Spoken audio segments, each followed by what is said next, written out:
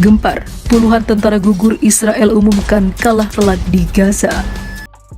Puluhan tentara Israel gugur lagi. Perdana Menteri Zionis Benjamin umumkan bahwa ini kekalahan paling telak dalam perang melawan Hamas di Gaza. Perang Israel-Hamas tercatat sudah lebih dari 30 hari berlangsung. Pusat pertempuran sengit Israel dan Hamas terjadi di Gaza Selatan dan Utara. Dalam 24 jam terakhir ini, 10 tentara Israel telah tewas dalam pertempuran darat, termasuk seorang kolonel pemimpin pangkalan depan dan letnan kolonel pemimpin resimen. Reuters menyebut bahwa ini merupakan perang terburuk Israel sejak 31 Oktober. Saat itu 15 tentara Israel terbunuh dalam operasi penyergapan Hamas. Sehingga sudah puluhan lebih tentara Israel gugur dalam peperangan melawan Hamas sejak gencatan senjata usai. Dan hingga saat ini perang Israel-Hamas di Gaza masih terus berkecamuk. Jumlah tentara Israel yang gugur masih akan terus terjadi berlanjut semakin banyak. Padahal sehari sebelumnya Dewan Keamanan PBB telah mendesak gencatan senjata sepenuhnya. Ditambah lagi Presiden Amerika Serikat Joe Biden menyebut Israel telah kehilangan dukungan internasional sebanyak-banyaknya. Biden mengatakan Perdana Menteri Israel Benjamin Netanyahu bahwa menurutnya ia harus mengubah pendekatan jika tidak ingin terlambat dan kalah telak. Menurut Biden, ini adalah cara perang terkonyol dengan menargetkan warga sipil. Netanyahu merespon bahwa dirinya tidak peduli meski dunia internasional tak lagi mendukung Israel. Ia menegaskan Israel akan terus melakukan serangan sampai pihaknya menang. Kami tak akan mundur sampai akhir, sampai kemenangan, sampai Hamas kami musnahkan. Kelekar Netanyahu dengan pidatonya. Namun faktanya, Israel harus kehilangan banyak sekali tentaranya. Selain itu, dengan sombong, Benjamin mengatakan, siapapun tak bisa menghentikan Israel. Saya sampaikan ini di tengah penderitaan luar biasa, juga di tengah tekanan internasional. Tak ada yang bisa menghentikan kami, ucap Bibi atau Benjamin. Reuters merinci bahwa tentara Israel yang tewas di medan perang terbanyak di distrik Seija di Gaza Utara. Hamas melakukan penyergapan di saat tentara Israel sedang mengevakuasi kelompok tentara lainnya. Hamas pun mengklaim sampai kapanpun Israel tidak akan pernah bisa menaklukkan Gaza. Menurut sebuah pernyataan, Hamas menegaskan invasi darat Israel hanya menjadi sia-sia dan penderitaan bagi pihak Zionis. Semakin lama kalian berada di sana, semakin besar kerugian dan kematian kalian. Kalian akan keluar dari sana sembari membawa kekecewaan dan kerugian, jelas Hamas. Pemimpin Hamas Ismail Haniyah dalam saluran televisi mengatakan, bencana besar bagi Israel masuk ke Gaza.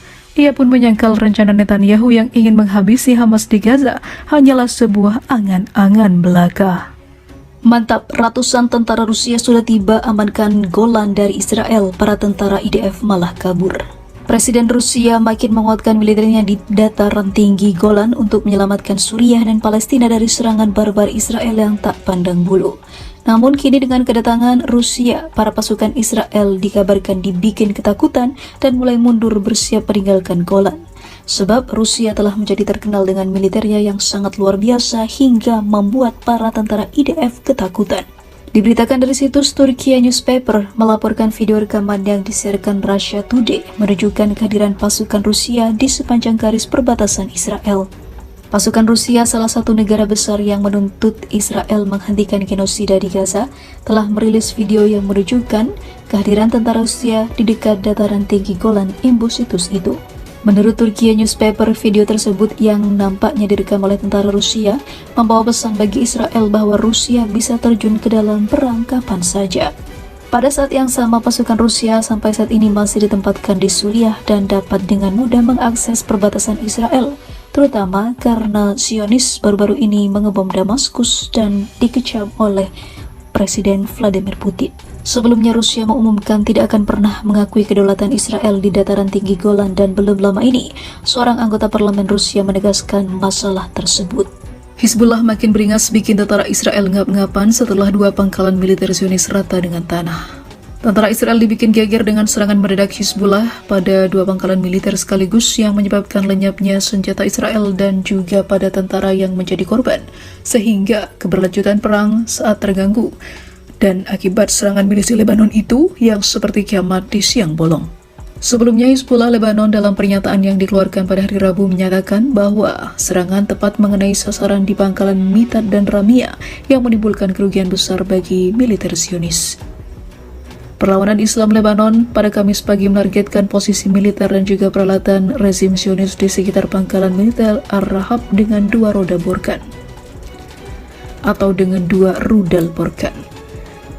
Hizbullah Lebanon menegaskan operasi ini menimbulkan korban jiwa dan juga kerusakan pada rezim Zionis. Hizbullah Lebanon menargetkan posisi militer Israel di utara wilayah pendudukan setiap hari bersamaan dengan dimulainya operasi Badai Al-Aqsa yang dimulai 7 Oktober lalu dan kejahatan mengerikan rezim Zionis di jalur Gaza.